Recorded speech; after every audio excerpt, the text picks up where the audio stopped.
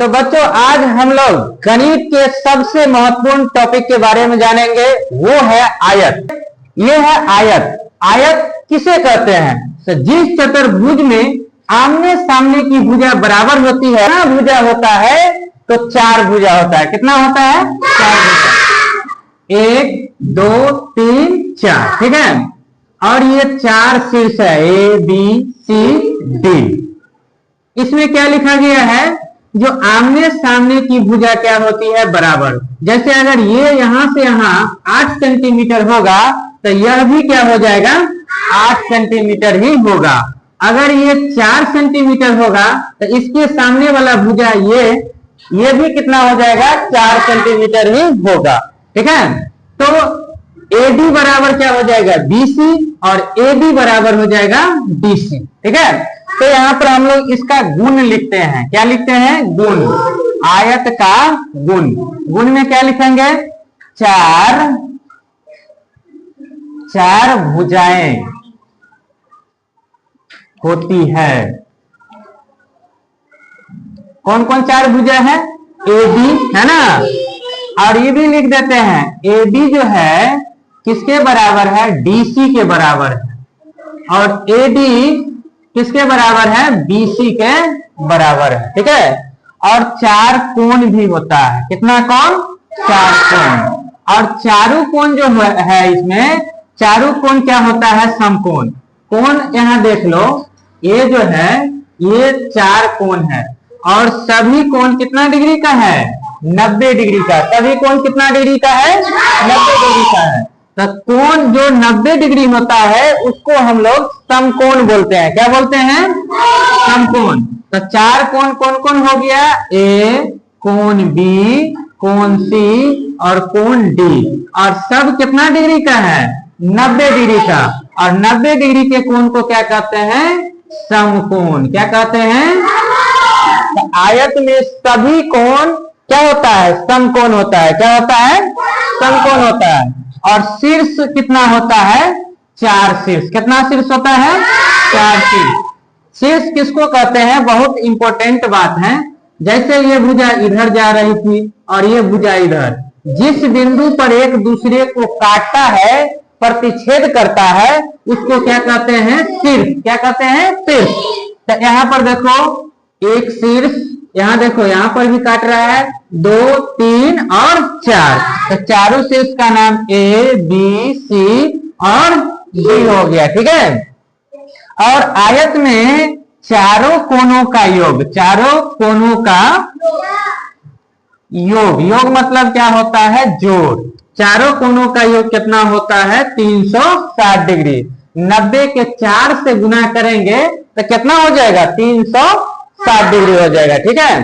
तो ये हो गया महत्वपूर्ण बात। अब हम लोग जानेंगे आयत से संबंधित सूत्र। क्या जानेंगे? सूत्र। तो अगर आपसे पूछेगा कि आयत का परिमाप क्या होता है? आयत का परिमाप। आयत का परिमाप जानते हैं? आयत का परिमाप क्या होता है? तो पहले हम लोग जान लेते हैं, ये जो आयताकार खेत है, चाहे कोई भी आकृति है, ये ब्लैक बोर्ड ही क्या है? आयताकार बना हुआ है। तो ये जो है ये सभी भुजा को जो जोड़ देंगे उसी को क्या बोला जाता है? परिमाप। क्या बोला जाता है? परिमाप। अगर सब भुजा को जोड़ देंगे तो क्या निकल जाएगा? परिमाप। तो परिमाप निकालने का फॉर्मूला क्या होता है?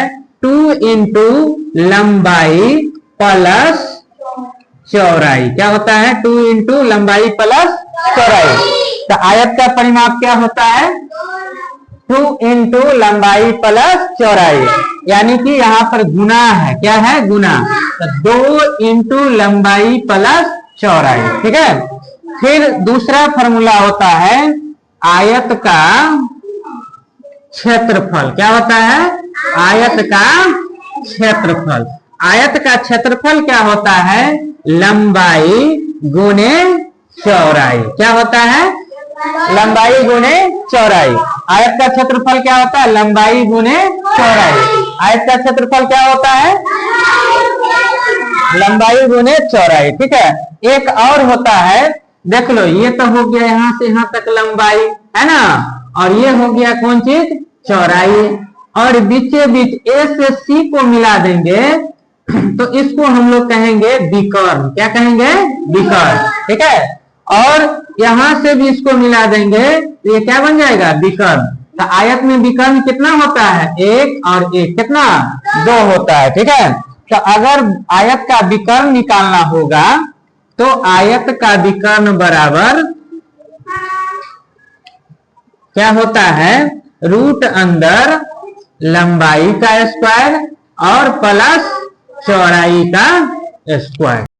आइए अब हम लोग आयत से संबंधित दो महत्वपूर्ण प्रश्न बनाते हैं। एक आयत की लंबाई 16 सेंटीमीटर एवं चौड़ाई 10 सेंटीमीटर है, तो आयत का परिमाप और क्षेत्रफल निकालना है। तो देखो पहले हम लोग फिगर बनाते हैं। ये जो है ये आयत बनाए हैं। क्या बनाए हैं? आयत में कितना भुजा होता है? 4 भुजा होता है और आमने सामने की भुजा बराबर होती है ना। तो अगर ये 16 सेंटीमीटर है तो यह भी क्या हो जाएगा?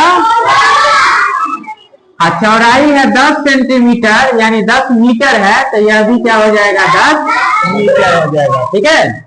तो सबसे पहले हम लोग निकालेंगे आयत का परिमाप। तो सूत्र क्या होता है आयत का परिमाप? आयत का परिमाप क्या होता है? 2 इंटू लंबाई प्लस चौड़ाई, यानी कि 2 इंटू लंबाई कितना है? 16 और चौड़ाई 10। 16 और 10 कितना हो जाएगा? 26, यानी कि 26 गुना कितना हो जाएगा? 52 मीटर। कितना हो जाएगा? अब निकालेंगे हम लोग आयत का क्षेत्रफल। क्या निकालेंगे? आयत का क्षेत्रफल क्या होता है? लंबाई गुने चौड़ाई। ठीक है। लंबाई कितना है यहाँ पर? 16 और चौड़ाई कितना है? 10। तो 16 को 10 से गुना करेंगे तो कितना हो जाएगा? 160 मीटर स्क्वायर। 16 दाएं 160 मीटर स्क्वायर। ठीक है। तो आयत का क्षेत्रफल क्या होता है? लंबाई गुने चौड़ाई, और लंबाई 16 गुने 10 करेंगे तो 160 मीटर स्क्वायर हो जाएगा। इसी प्रकार यहां भी देखना है आयत की लंबाई कितना है? 20 सेंटीमीटर और चौड़ाई कितना है? 15 सेंटीमीटर। क्या निकालना है? आयत का परिमाप। क्या निकालना है? आयत का परिमाप। आयत का परिमाप क्या होता है? 2 इंटू लंबाई प्लस चौड़ाई, यानी कि 2 इंटू लंबाई है कितना? 20 और चौड़ाई है 15।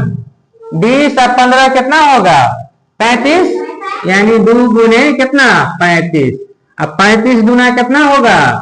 70 सेंटीमीटर। सेंटीमीटर है तो सेंटीमीटर देंगे। फिर निकालना है आयत का क्षेत्रफल। आयत का क्षेत्रफल क्या होता है? लंबाई गुने चौड़ाई। लंबाई कितना है? 20 और चौड़ाई है 15। 20 के 15 से गुना करेंगे तो कितना हो जाएगा?